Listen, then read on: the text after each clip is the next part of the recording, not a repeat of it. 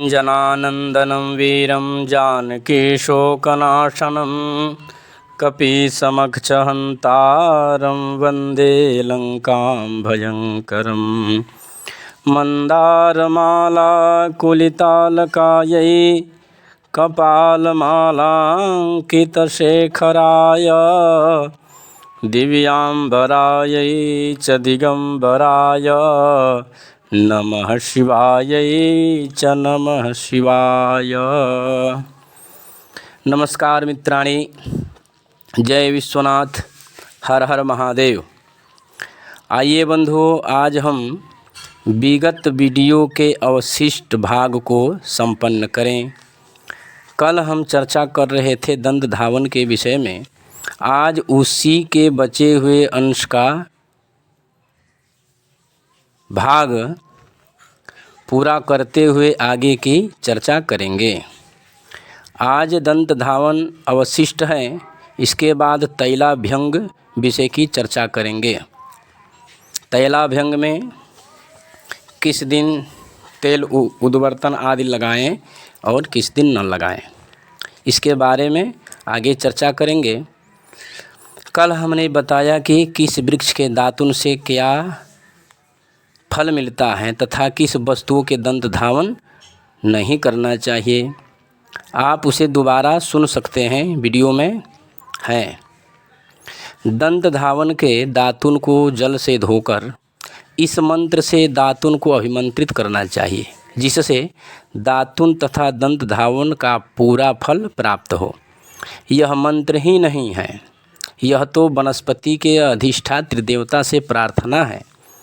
इस श्लोक में, इस मंत्र में देवता से प्रार्थना किया जाता है कि हे वनस्पति के अधिष्ठाता देवता, आप हमें आयु, बल, यश, संतति, पशु, धन, ब्रह्म ज्ञान, बुद्धि तथा धारणा शक्ति प्रदान करें। जैसे यह श्लोक जो बाधुल स्मृति 35, कात्यायन स्मृति 10:4, विश्वामित्र स्मृति 1:58-59, नारद पुराण 27:25, देवी भागवत तथा पद्म पुराण में भी उल्लिखित हैं। मंत्र हैं: आयुर्बलम यशो वर्चः प्रजाः पशु वसूनि च ब्रह्म प्रज्ञां च मेधां च त्वं नो देहि वनस्पते।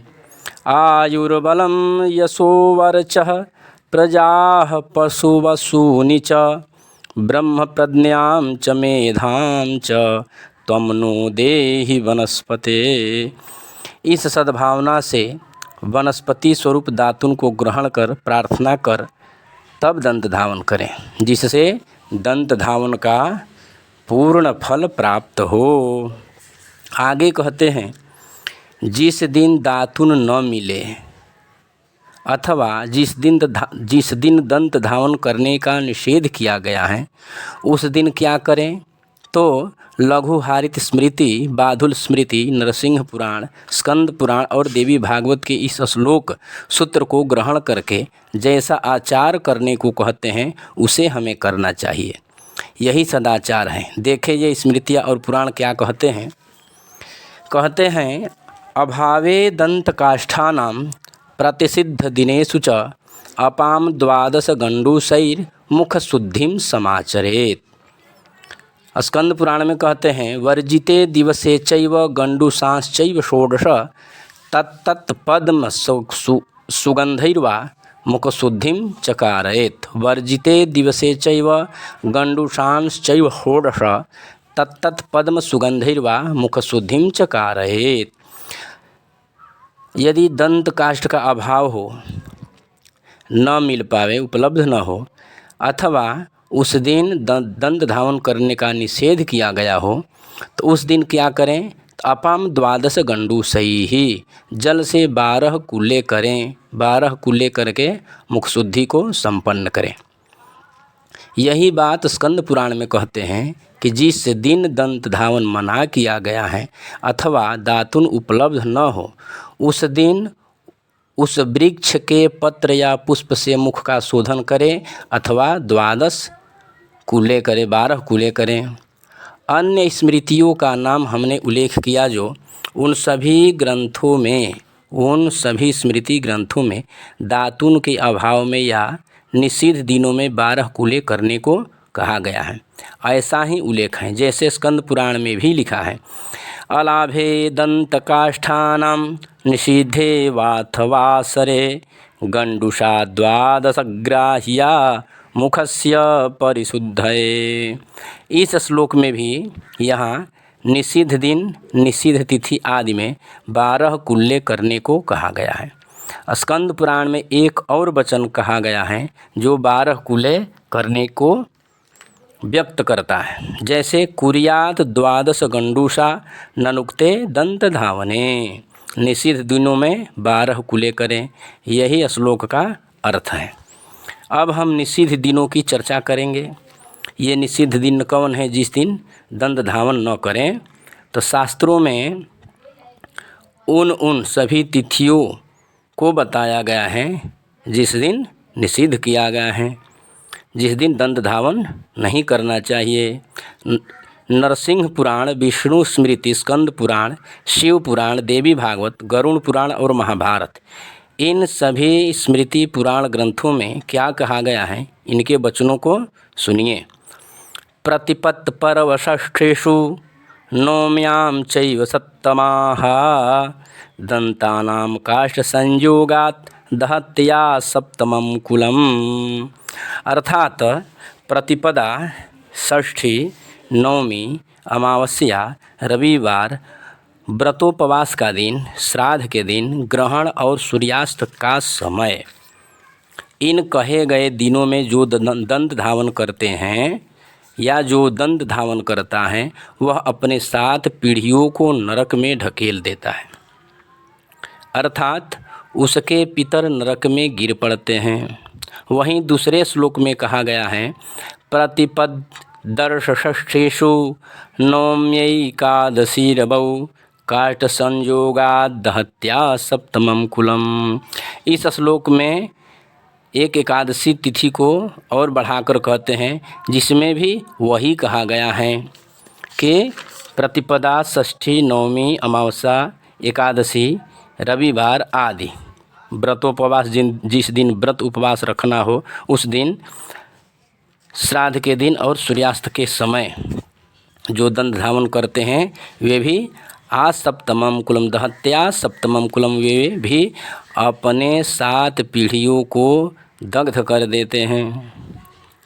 आगे के श्लोक में कहा गया है कि जो अमावस्या तिथि को दंत काष्ठ से दंत धावन करते हैं उनके द्वारा चंद्रमा की हिंसा होती है, जिसके कारण जब वह पर्व के दिन देवता को हविष्य, होम आदि प्रदान करते हैं उसे देवता ग्रहण नहीं करते तथा उनके पितृगण कुपित हो जाते हैं और उनके कुल में वंश की हानि होने लगती है। जैसे श्लोक देखिए, दंतकाष्ठम तो यह खादेत अमावस्यामबुद्धिमान् हिंसितः चंद्रमास्तेन पितरश्चोद्विजन्ति च हव्यं न तस्य देवाश्च पितृगृह प्रतिगृह्णन्ति पर्वसु कुप्यन्ते पितराश्चास्य कुले वंशोऽस्य हीयते। दंतकाष्ठम तो यह खादेत, जो इन अमावस्या तिथि को दंत धावन करते हैं, दंत धावन दातुन भक्षण करते हैं, तो वे चंद्रमा को हिंसा कर देते हैं। पितरश्चोद्विजन्ति च, पितरों को उद्विग्न कर देते हैं।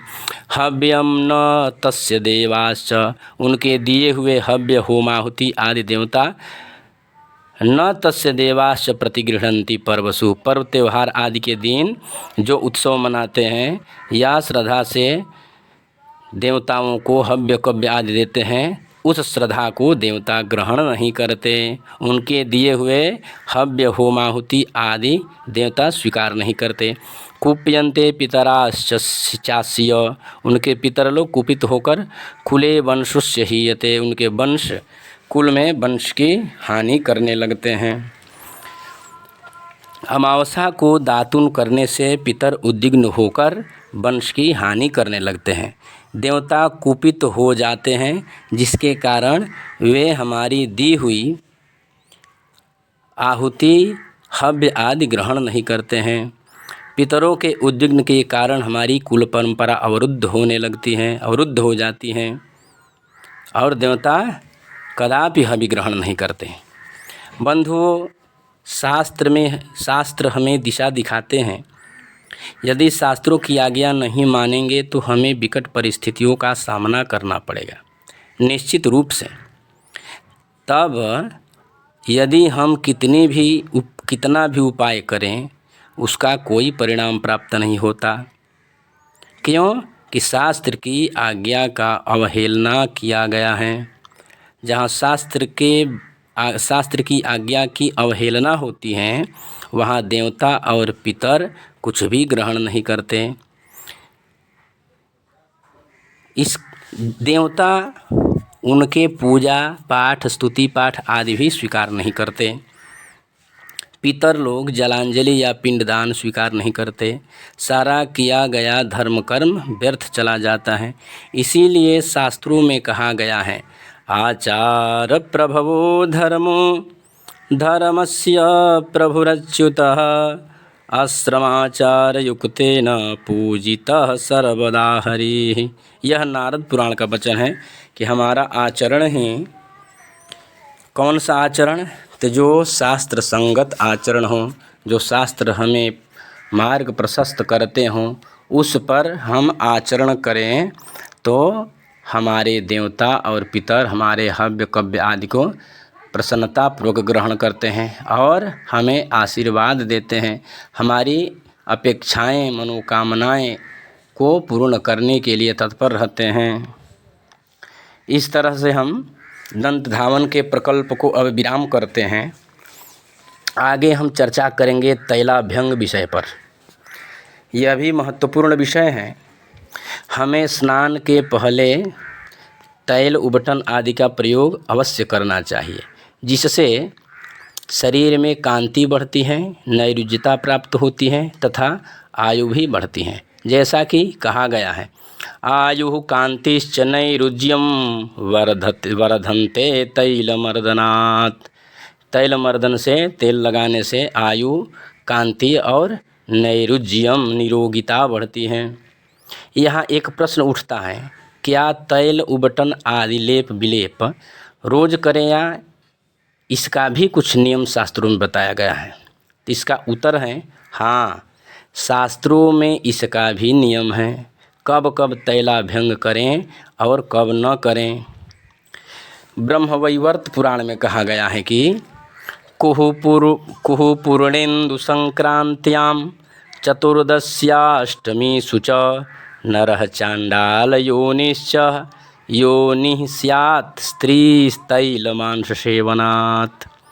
ये कहते हैं प्रतिपदा, षष्ठी, अष्टमी, एकादशी, चतुर्दशी, पूर्णिमा और अमावस्या के दिन शरीर में तेल नहीं लगाना चाहिए। स्त्री तैल मांस सेवनात्, इन दिनों में स्त्री प्रसंग, मैथुन आदि कर्म और मांस का सेवन नहीं करना चाहिए। क्यों? तो श्लोक में स्पष्ट कहा गया है कि नरः चांडाल योनिः स्यात्, अर्थात जो इन निषिद्ध तिथियों में, दिनों में तैल मर्दन करता है, स्त्री सेवन करता है, मांस भक्षण करता है, वह सद्यः अशुद्ध, अपवित्र हो जाता है और अगले जन्म में नरः चांडाल योनिः स्यात्, अगला उसको चंडाल योनि में जन्म लेना पड़ता है अथवा चंडाल योनि में जन्म लेता है। इसलिए इन निषिद्ध दिनों में तेल नहीं लगाना चाहिए। कौन कौन तिथि बताए?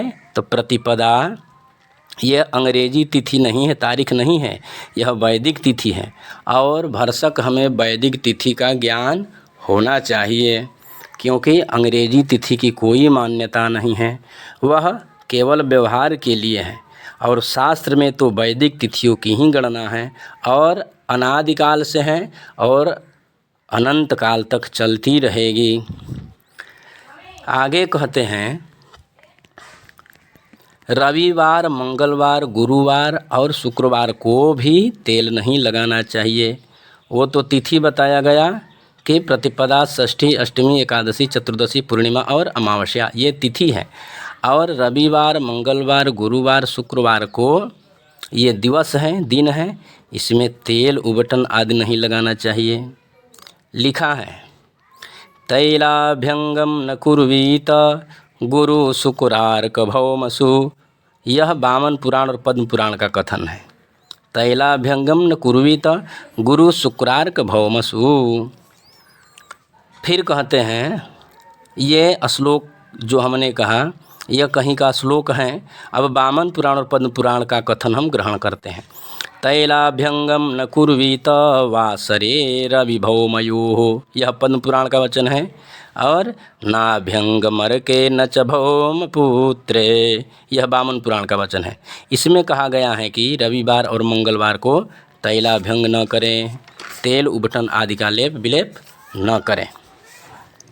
रविवार और मंगलवार को तैल, मर्दन तथा उद्वर्तन लगाने से क्या हानि होती है? तो कहते हैं नारद पुराण में तथा नारद संहिता में बताया गया है कि किस दिन तैलाभ्यंग करने से क्या फल है और क्या क्या हानि है और क्या लाभ है। लिखते हैं अभ्यक्तो भानुवारे यः स नरः क्लेशवान भवेत् ऋक्षे से कांति भाग भव में व्याधि सौभाग्यमिंदुजे जीवे नैश्वंसिते हानि मंदे सर्वसमृद्धयः। अर्थात रविवार के दिन तैलाभंग करने से क्लेश प्राप्त होता है, क्लेश होता है। सोमवार को तैलाभंग उत्वर्तन आदि करने से कांति बढ़ती है। मंगलवार को तैलाभंग करने से व्याधि होती है। बुधवार को तैलाभंग करने से सौभाग्य बढ़ता है। गुरुवार को तैलाभंग करने से दरिद्रता आती है।